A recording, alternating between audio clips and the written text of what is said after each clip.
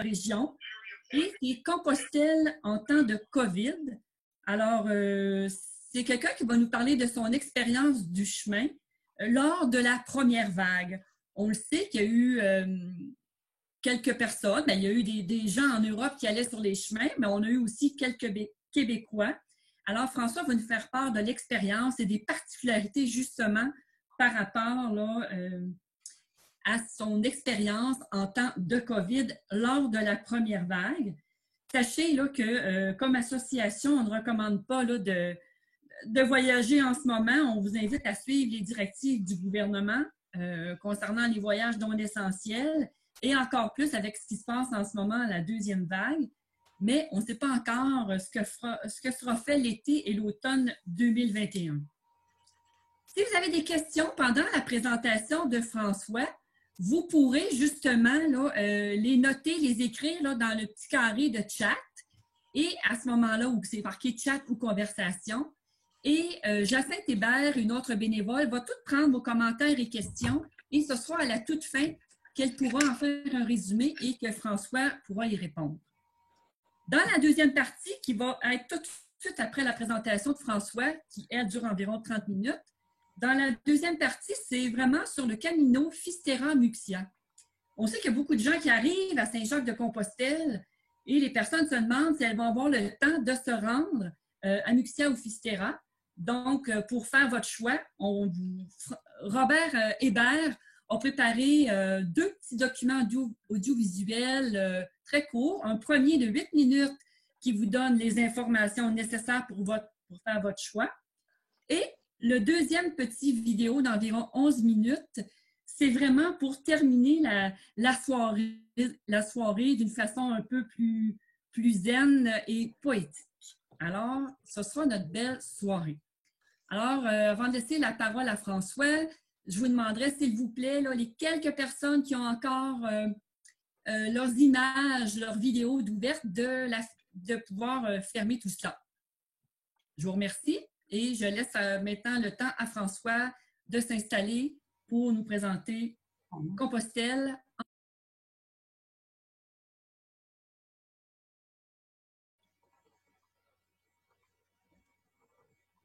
Alors, bonsoir tout le monde. Donc, mon nom est François Bouillac et comme vient de vous le dire Sylvie, je vais vous parler de mon expérience à l'automne 2020.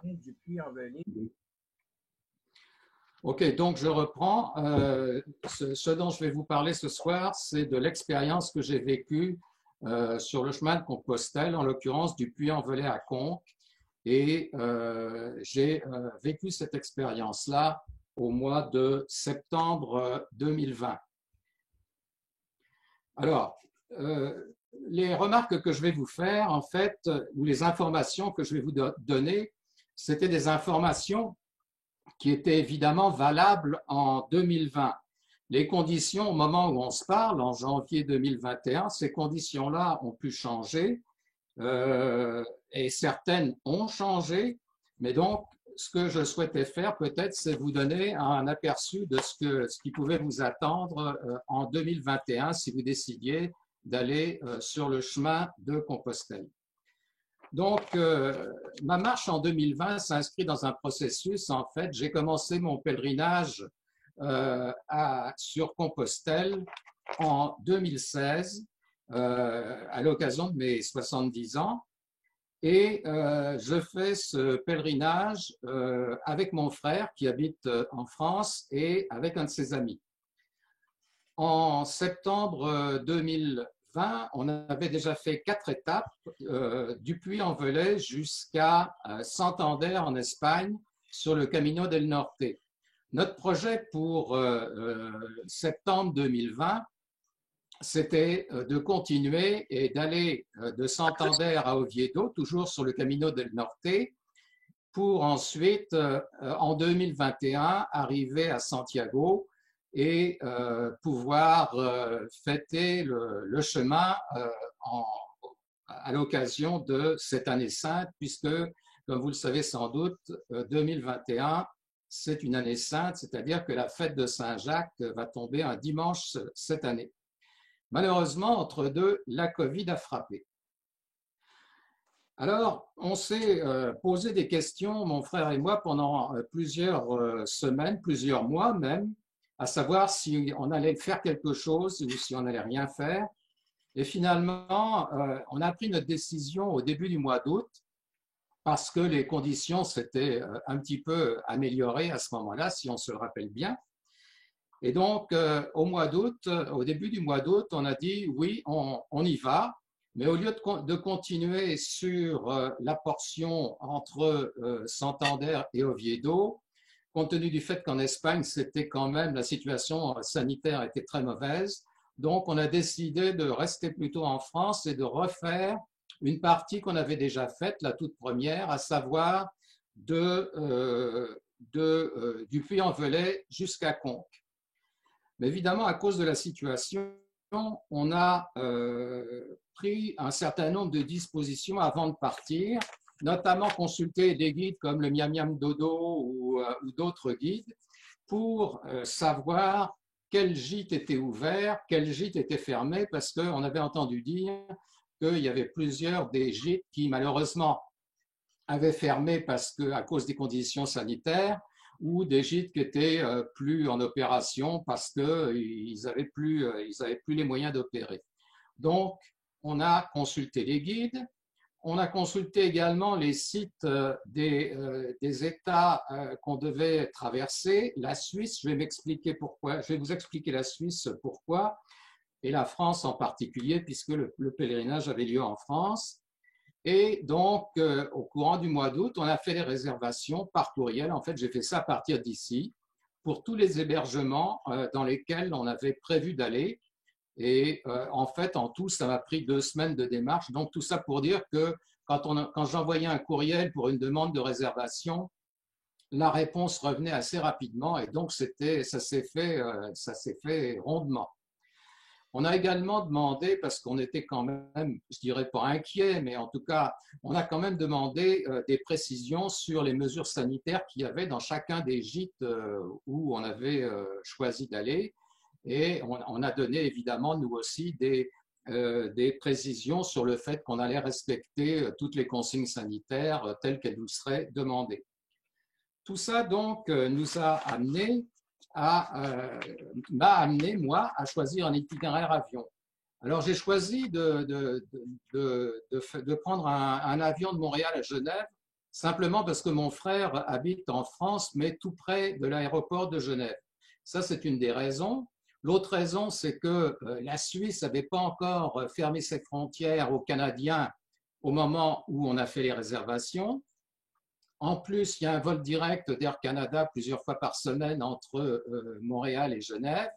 Puis je me suis dit, les Suisses sont quand même des gens assez sérieux et on peut s'attendre d'eux à ce qu'ils prennent toutes les bonnes mesures dans le cadre de la COVID. Et donc, j'ai réservé mon billet, un départ le 10 septembre et un retour qui était prévu le 2 octobre. Je dis prévu le 2 octobre, je vous expliquerai après pourquoi j'ai mis cette petite précision. J'ai pris quelques précautions avant de partir quand même. Début août, au moment où j'ai commencé mes réservations, j'ai fait un test Covid qui était négatif. Puis je me suis dit, avant d'embarquer dans l'avion pour la Suisse, compte tenu du fait que je ne sais pas exactement ce que les Suisses vont me demander quand je vais débarquer de l'avion, j'ai fait un autre test Covid juste une semaine avant mon départ. Les 2 tests étaient négatifs, mais bien entendu, j'ai conservé avec moi tous mes documents de façon à pouvoir éventuellement les montrer aux Suisses s'ils me demandaient quoi que ce soit à l'arrivée. L'enregistrement à Dorval, ça a été finalement assez simple. Pourquoi?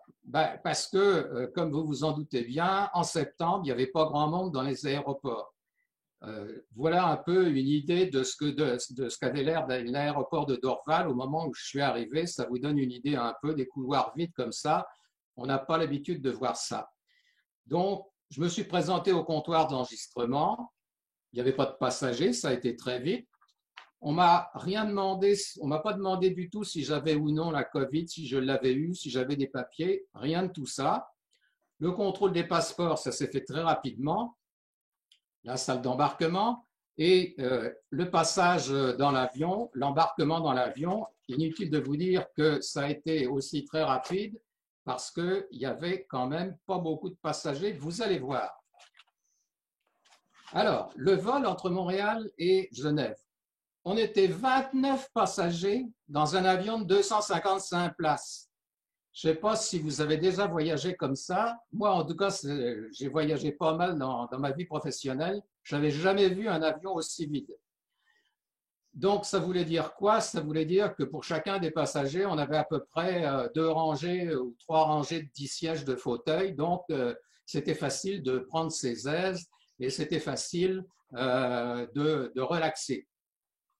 Alors, un service en vol que je qualifie de hyper minimaliste, c'est-à-dire qu'on n'avait pas le droit de se déplacer de notre place, sauf pour aller aux toilettes, bien entendu. Le port du masque était obligatoire en tout temps, même quand on était assis à sa place. Donc, on devait garder le masque tout le temps, tout le temps, tout le temps. Et Air Canada nous a donné un petit kit au départ dans lequel il y avait un masque.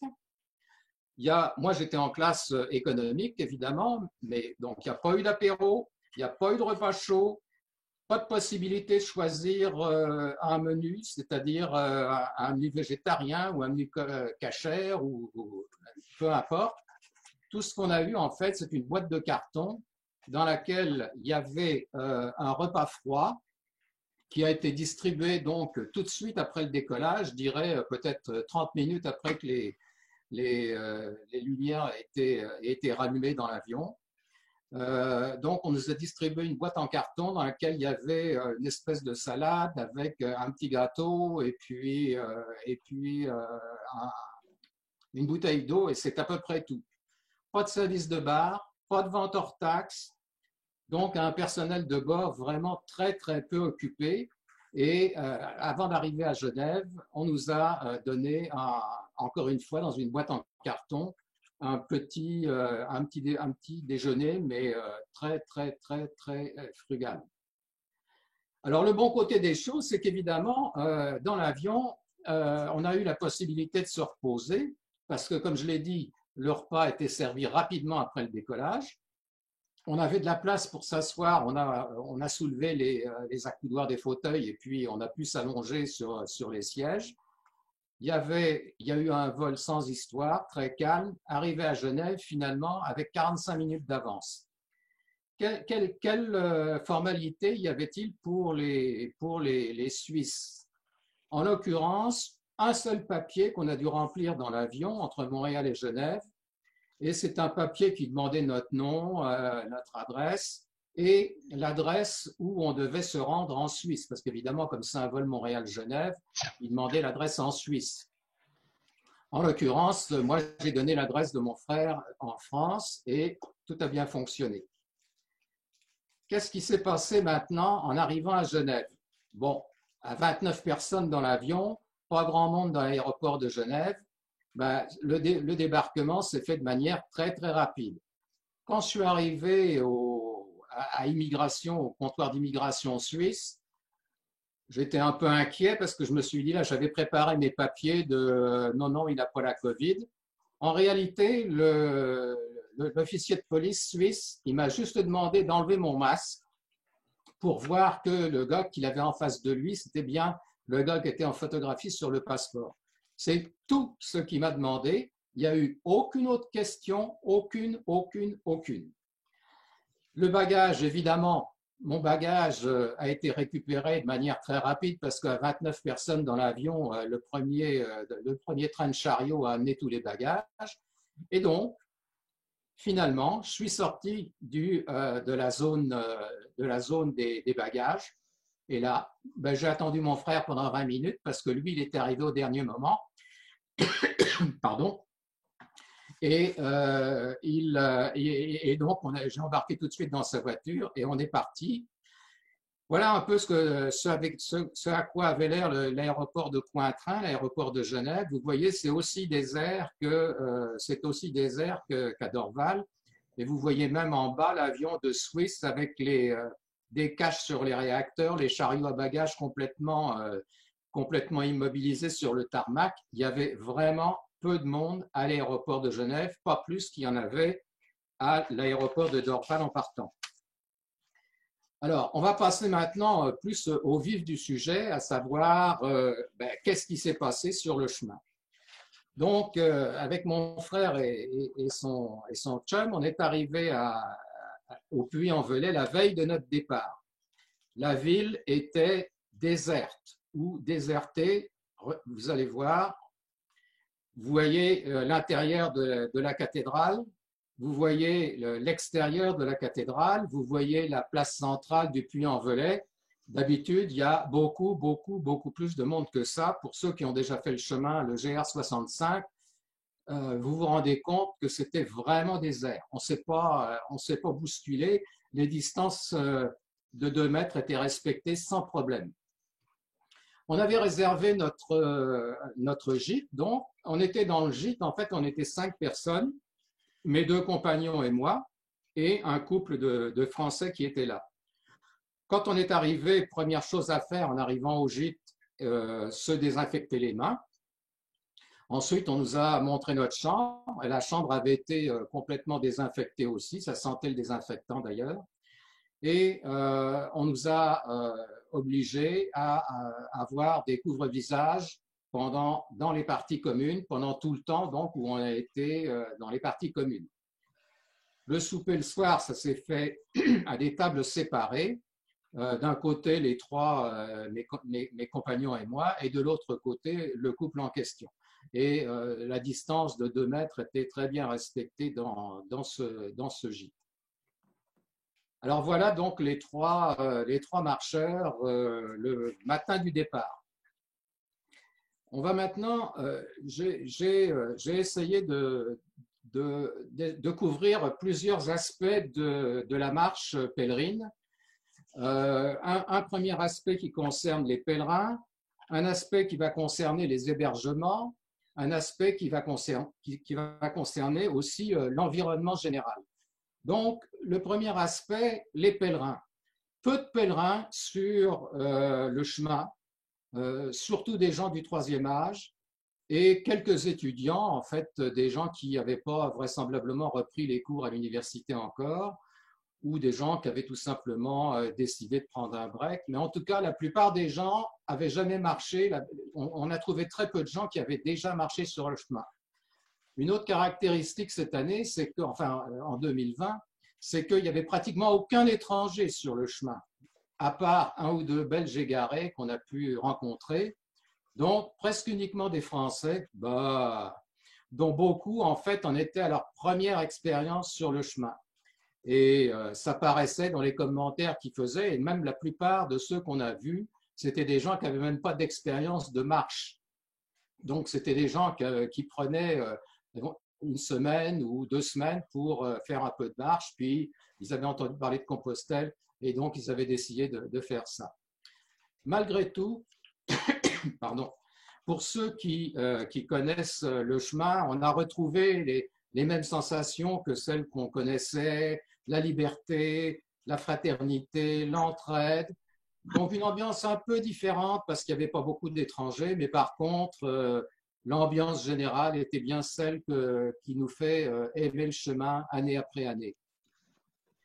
Malgré tout, on a fait quand même quelques belles rencontres. C'est juste que ces rencontres-là étaient moins exotiques, pas de jeunes chinoises ou de jeunes japonaises sur le chemin, pas d'italiens bavards, pas de grecs dont on ne comprenait pas la langue.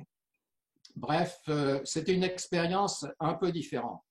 Évidemment, quand vous marchez, vous n'avez pas de masque parce que le masque serait totalement insupportable quand on connaît certains endroits du parcours où ça monte comme ça.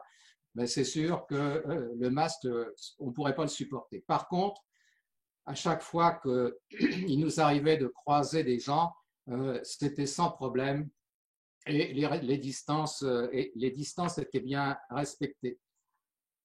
Je vous ai mis là une petite photo de l'Aubrac. Pour ceux qui ont fait le GR65, ça vous rappelle certainement quelque chose.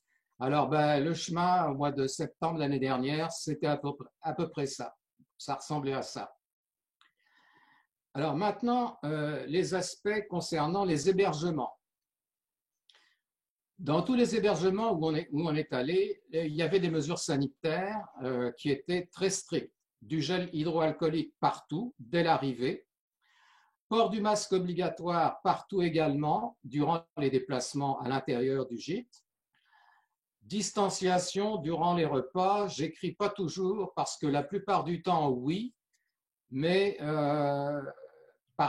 j'ai vu certains endroits, particulièrement à Saint-Privat-d'Allier, par exemple, le gîte où on était aux grandes tables que tout le monde connaît, les gens assis les uns à côté des autres. Par contre, à Saint-Côme-d'Olt, au séminaire, je pense que c'est comme ça que ça s'appelle, là, en fait, ils avaient séparé les gens par table. Et donc, les gens étaient par groupe de 2 ou 3, les couples, ou bien les gens qui étaient en petits groupes. Mais donc là, il y avait des séparations. Bâtons et sacs, bien entendu, déposés à l'entrée du gîte la plupart du temps. Et je dois dire que malgré le fait que c'était des Français, que les Français, comme tout le monde sait bien, sont des râleurs, les pèlerins, de manière générale, étaient très respectueux des diverses bulles et donc on n'a pas eu à dire à des gens écartez-vous parce que vous êtes trop proches. Non, ça ne s'est pas produit. Donc, de manière générale, des consignes qui ont été très bien respectées par les pèlerins. Alors, vous avez là justement le couvent de Malais à Saint-Côme-d'Olt. C'est un des endroits où, quand on est arrivé, on nous a pris notre température. Et bon, nous, on n'avait pas de problème, on avait une température correcte, mais ça a été un des rares endroits où on a dû se faire vérifier notre température. Les photos. Pardon, l'environnement général maintenant. Bon, tous les commerces habituels qu'on trouve au bord du chemin, hein, les épiceries, les bistrots, les boulangeries, les charcuteries, tout était ouvert. Donc, aucun problème. Partout, des consignes de la santé publique, donc gel hydroalcoolique à l'entrée des magasins, obligation de se désinfecter les mains et obligation de porter le masque pendant qu'on est dans le magasin.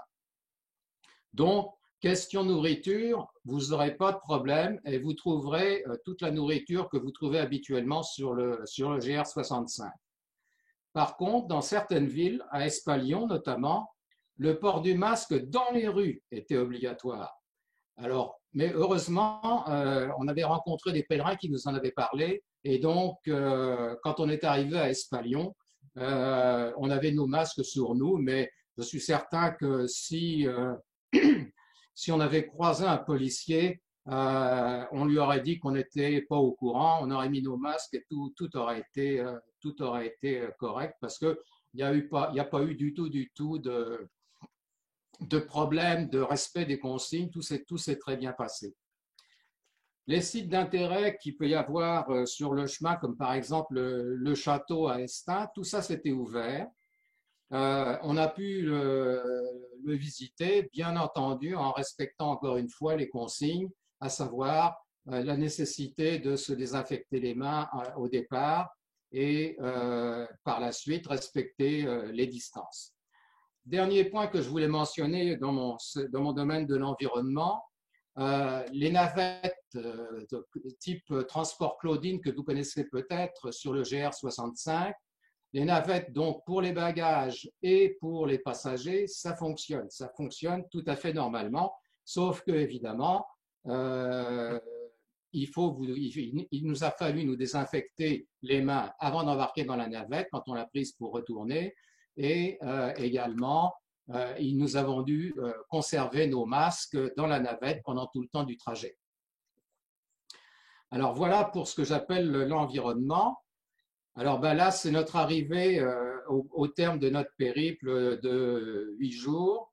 Donc, nous voilà arrivés à Conques, sains et saufs, en pleine forme, plus fatigués qu'au départ, bien entendu, mais malgré tout en pleine forme. Et comme vous voyez, on a nos pèlerines sur l'épaule. Ça veut dire qu'on a eu 2 jours de beau temps, mais tous les autres jours, il a plu. Le retour maintenant. Bon, comme vous le savez sans doute, il est toujours important de s'octroyer quelques jours de repos avant de reprendre l'avion, ne serait-ce que pour faire une cassure. Alors, ce que vous pouvez faire, évidemment, c'est pendant ces jours de repos, vous pouvez en profiter pour visiter les lieux qui sont habituellement très fréquentés. Si ces lieux-là sont ouverts, ça va de soi parce qu'ils sont pas toujours tous ouverts. Mais de manière générale, comme il y a moins de monde sur le chemin, il y a moins de monde dans les lieux touristiques. Un autre conseil que je vous donne, c'est garder les justificatifs que vous pouvez avoir. Pourquoi est-ce que je vous parle de ça? C'est tout simplement que le 1er octobre, j'ai commencé à m'inquiéter de mon vol de retour. Et là, j'ai eu un message d'Air Canada qui m'a dit « Ah non, votre vol est annulé ». Et que là, un peu paniqué, je me suis dit « Mais qu'est-ce qui se passe ?» Alors finalement, le vol du 2 octobre que je devais prendre a été annulé et donc il a été reporté au lendemain, le 3 octobre. Alors moi, j'étais hébergé chez mon frère, ce n'était pas un problème, mais quelqu'un qui aurait été obligé de prendre une chambre d'hôtel, j'ai demandé dans les hôtesses, dans l'avion du retour, est-ce que je peux me faire rembourser? La personne m'a répondu bonne chance, mais j'espère que vous avez conservé vos pièces justificatives. Donc ça veut dire qu'avec des avions vides, la plupart du temps, en tout cas au mois de septembre l'année dernière ou au début du mois d'octobre, mais c'est sûr que vous avez tout intérêt à garder vos justificatifs parce que vous pouvez vous attendre à ce que les compagnies aériennes vous annulent votre vol, elles reportent ou vous demandent de prendre un autre vol. Enfin, un conseil que je vous donne, c'est ayez dans votre téléphone toutes les applications mobiles de votre compagnie aérienne de façon que, justement, s'il y a des changements de dernière minute, vous soyez informé en temps réel et que vous ayez le temps de prendre vos dispositions pour modifier vos plans. Alors, comment ça s'est passé à l'aéroport de Genève-Cointrin? Alors, avant l'enregistrement, on m'a pris ma température et on aurait pu me refuser l'enregistrement à ce moment-là.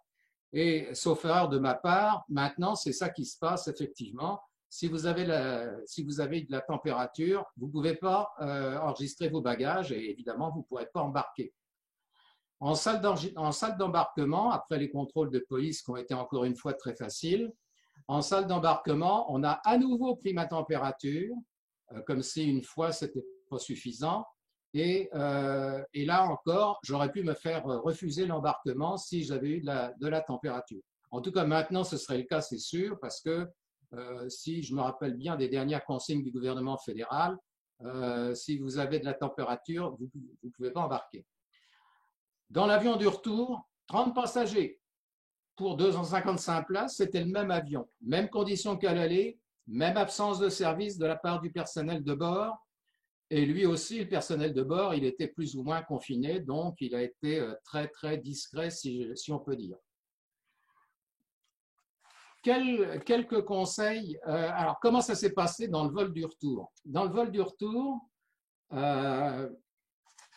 on nous a distribué un questionnaire afin de fournir aux autorités canadiennes une déclaration sur l'honneur qu'on n'avait pas la COVID et une adresse où on pourra vous joindre durant les 14 jours après votre arrivée au Canada. Ensuite, ce qui se passe, c'est que vous devez remettre ce questionnaire avec votre passeport à l'agent des services frontaliers à l'aéroport à Dorval quand vous arrivez. Il y a une alternative à cette procédure-là qui vous évite de remplir le questionnaire. Et cette alternative, c'est une application qui s'appelle ArriveCan. Vous voyez sur l'écran l'adresse à laquelle vous pouvez vous la procurer. Vous remplissez en ligne cette application-là avant de prendre l'avion. Et cette application génère un espèce de numéro de dossier, un style code barre. Et quand vous arrivez à Dorval, l'agent des services d'immigration, il va screener votre code barre et il va vous laisser passer comme ça. D'ailleurs, dans ce formulaire qu'on vous demande de remplir, on vous demande si vous avez la COVID, bien sûr, et si vous avez fait un test. Alors, j'ai oublié de vous le dire, mais c'était écrit sur les diapositives. Pendant la période après que vous avez terminé la marche, moi, je me suis dit, rentrer au Canada, je ne sais pas comment ça va se passer, donc je me fais faire un test Covid. C'est sûr que j'ai dû débourser pour ça parce que il n'y a pas d'assurance maladie en France, en tout cas moi je ne l'ai pas, et donc j'ai dû payer pour ça. Mais vous deviez mentionner dans votre déclaration pour les autorités canadiennes que vous aviez bien rempli un test Covid. Et maintenant, je crois encore que c'est obligatoire. Une autre suggestion que je vous fais, c'est de télécharger dans votre téléphone l'application Alerte Covid, de façon que vous puissiez être retracé, si je peux dire, s'il y a des gens dans votre entourage qui ont eu la COVID ou que vous-même, vous êtes déclaré positif par la suite. Ça permet de vous retracer et donc c'est très pratique. Bon, et qu'est-ce que vous faites quand vous arrivez? Ben, vous vous rendez directement chez vous, vous restez confiné pendant 14 jours et attention, Santé Canada appelle régulièrement durant cette période-là pour vérifier si vous êtes bien confiné. Moi, j'avais eu l'occasion de voyager au premier trimestre en février, avant la fermeture des frontières. Et là, quand je suis rentré de ce voyage-là, j'ai eu jamais aucun coup de téléphone des autorités de Santé Canada. Par contre, en mois d'octobre, quand je suis revenu, là, j'ai eu des téléphones pour vérifier que j'étais bien en quarantaine chez moi. Parce que dans le formulaire, il faut que vous indiquiez l'adresse où vous allez vous confiner. Alors, tout ce qui vous reste à faire en quarantaine, ben, c'est simplement vous remémorer votre chemin et puis éventuellement classer vos photos. Alors, voilà en gros ce qui concerne les conditions qui ont été les miennes pour ce pèlerinage. C'est sûr que maintenant, en janvier 2021, il y a encore beaucoup d'incertitudes qui sont liées au développement de la vaccination, à la possibilité de se faire vacciner. Malgré tout, il faut garder espoir. Hein. On est des gens qui avons Compostelle les tempêtes sur le cœur, donc gardons espoir. Maintenant, un conseil que je vous donne, c'est planifier beaucoup plus que peut-être que vous aviez l'habitude de le faire, planifier beaucoup plus encore votre pèlerinage si vous avez l'intention d'y aller cette année. Et à cet égard, restez informés par le biais de notre association, votre association du Québec à Compostelle, qui est là pour répondre à toutes vos questions. Si vous voyagez en 2021, il y a quelques précautions spéciales COVID que j'appelle que vous devriez prendre avant votre départ. Première des choses, s'informer sur le site de Affaires mondiales Canada des conditions et des recommandations de voyage. Pourquoi? Parce que ces conditions et ces recommandations, ça change quelquefois toutes les semaines. Vous avez l'adresse sous les yeux, l'adresse pour vous informer. Et de la même manière, regardez sur le site officiel des pays que vous allez visiter, la France, l'Espagne, le Portugal, allez voir quelles sont les conditions qui font qu'ils acceptent des citoyens canadiens sur leur territoire. Dans certains pays, parce que toutes les conditions ne sont pas les mêmes. Par exemple, depuis, je pense, une semaine, en Europe, même les Canadiens ne peuvent pas atterrir. Même les Français qui ont la double citoyenneté ou les Français qui reviennent, ils ne peuvent pas atterrir.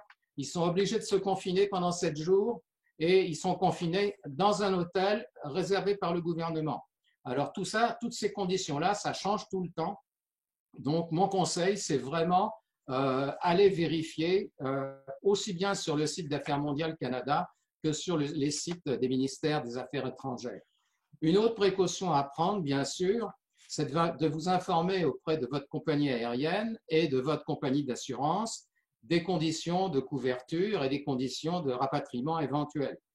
Le Premier ministre du Canada a dit que les gens qui avaient été en vacances dans les tout inclus dans le sud ne seraient pas couverts par l'assurance. Bon, les conditions peuvent changer tout le temps, donc je vous conseille de bien vous informer auprès des compagnies d'assurance et de la compagnie aérienne. Et aussi, assurez-vous que les conditions d'hébergement sur le trajet que vous avez choisi, que ce soit en France, en Espagne ou au Portugal, assurez-vous des conditions d'hébergement, à savoir est-ce que les sites sont ouverts ou les sites ne sont pas ouverts. Alors, je le répète, votre association, l'Association du Québec à Compostelle, vous invite donc à consulter tous les sites dont je vous ai parlé. Et je précise que la décision que vous prendrez, ce sera votre décision et que l'association décline toute responsabilité face aux inconvénients qui pourraient découler de votre voyage à l'occasion d'une marche sur Compostelle.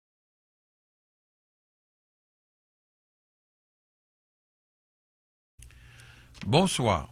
Ce soir, nous allons vous présenter le seul chemin de Compostelle qui ne se termine pas à Santiago.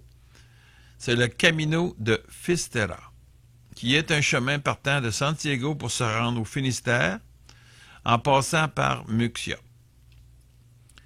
Quand je suis arrivé à Santiago, j'ai été confronté à deux sentiments contradictoires. Le premier, la joie d'être enfin arrivé. Le deuxième, la tristesse que ce soit déjà fini. Comme j'avais encore quelques jours avant de prendre l'avion pour mon retour au Canada, j'ai décidé de me rendre à Muxia en autobus et de marcher de Muxia jusqu'au Finistère, car un de mes rêves, c'était d'arriver au Finistère en marchant. Ensuite, je suis revenu en autobus à Santiago. Pour l'avoir vécu, je trouve que de se rendre à Muxia, c'est de se faire un beau cadeau. C'est de vivre des moments de paix et de réflexion en harmonie avec la mer qui nous englobe tout autour. Passer 1 ou 2 jours dans ce magnifique petit village côtier, ce n'est pas trop demander à la vie. Muxia est renommé pour la beauté de ses couchers de soleil, mais demeure surtout un lieu de pèlerinage. La légende raconte que la Vierge est apparue à Saint-Jacques dans une barque de pierre, guidée par des anges, pour encourager l'apôtre Jacques à évangéliser la Galice. Le sanctuaire de la Vierge d'Abarca, qui veut dire de la barque, a été érigé pour commémorer cet épisode. 2 pierres symbolisent cette apparition à qui on leur attribue des propriétés miraculeuses pour traiter les maladies rhumatismales. La première, la Pedra dos Cadris, qui représente la voile. La deuxième, la Pedra de Abalar, qui représente la barque. On dit que la foi peut déplacer les montagnes, alors seule la foi peut la faire flotter. On peut aussi découvrir une énorme sculpture rocheuse qui symbolise une déchirure ou une blessure qui a été faite à l'écosystème lorsque 6600 tonnes de pétrole ont été déversées provenant d'un pétrolier échoué près de la côte Muxia en 2002. Se rendre au Finistère est aussi un magnifique cadeau à se faire. À la vue de ce paysage grandiose, on sent la joie et le bien-être de mission accomplie. On a l'impression d'être arrivé au bout du chemin. Cette péninsule qui nous accueille à bras ouverts est entourée de 2 plages, qui nous invitent à prendre un moment de repos bien mérité. Elle protège aussi un beau petit port de pêche. Un peu d'historique. D'après la légende, le corps de Saint Jacques serait arrivé par la mer à Padrone, situé un peu au sud du Finistère, avant d'être enterré par quelques fidèles à Santiago. Mais il y en a d'autres qui disent que c'est au Finistère qu'on aurait amarré. Au Moyen Âge, les pèlerins finissaient leur périple au Finistère. Ils s'assuraient de ramasser leur coquille pour la porter fièrement à leur poitrine, preuve du voyage accompli et symbole de la Renaissance. Il est vrai que lorsqu'on revient de Compostelle, on n'est plus exactement le même. Il y a un petit quelque chose de changé en nous. Moi aussi, j'ai ramassé ma coquille dans la mer. Il n'y en avait pas beaucoup et l'eau était froide. Cela m'a pris pas mal de temps pour en trouver une à mon goût, mais je la garde toujours précieusement. Il y a aussi une autre tradition. Les pèlerins brûlaient au Cap Fistera un de leurs vieux vêtements usés, symbolisant un détachement des biens de la terre et un début d'une nouvelle vie. Aujourd'hui, cette tradition existe encore. Mais honnêtement, j'ai pas vu personne tout nu. Le prix des chandails mérino et des chaussures y sont certainement pour quelque chose. À mi-chemin vers le Cap Fistera, on retrouve notre fameux pèlerin qui brave les tempêtes et toutes les intempéries depuis des décennies. Un peu plus loin, on peut aussi découvrir une borne de Compostelle affichant le kilomètre 0. Pas très loin du phare situé tout en haut du Cap Fistera. À Muxia ou au Finistère, nous pouvons coucher à l'auberge municipale et obtenir un certificat comme à Santiago, à condition qu'on soit arrivé à pied ou à vélo. Pour se rendre à Muxia ou au Finistère à pied, la distance totale est à peu près la même, 88 km pour Muxia et 89 km pour le Finistère. On utilise le même chemin jusqu'à Olveira. Après, on choisit sa direction, soit en direction de Muxia ou du Finistère. Les deux chemins peuvent comprendre 3 étapes, mais pour les personnes qui marchent environ 20 km par jour, c'est mieux de planifier 4 jours. La première, ça va, mais la deuxième et la troisième sont très longues. On rencontre beaucoup de petits villages, donc pas de problème pour les auberges. Nous sommes parmi des paysages montagneux. C'est un peu difficile, mais très joli. La plus haute ascension est à peu près comme monter le mont Saint-Hilaire. Il y en a 2. Une dans la première étape et l'autre dans la deuxième. Après, on descend lentement jusqu'à la mer. Quant au chemin qui part de Muxia et finit au Finistère, moi je l'ai fait en 2 jours et je l'ai bien aimé. Il y a une assez belle côte en partant de Muxia, mais après c'est facile. J'ai couché à Lirès, où il y a environ 4 auberges. On peut aussi y aller en bus. De Santiago à Muxia, il y a des autobus tous les jours dans les 2 directions en saison. Cela prend 1h15 et le coût est environ 8 €. De Santiago au Finistère, il y a aussi des autobus tous les jours. Cela prend environ 2h30 et le coût est de 10 à 13 €. De Muxia au Finistère, c'est un peu plus compliqué. Il y en a, mais pas tous les jours. S'il y en a, c'est 1h49 et le coût est de 8 €. On peut toujours trouver d'autres pèlerins et prendre un taxi, c'est environ 35 km. Alors, je vous souhaite la chance d'aller sur ce chemin-là un jour. Bonne fin de soirée.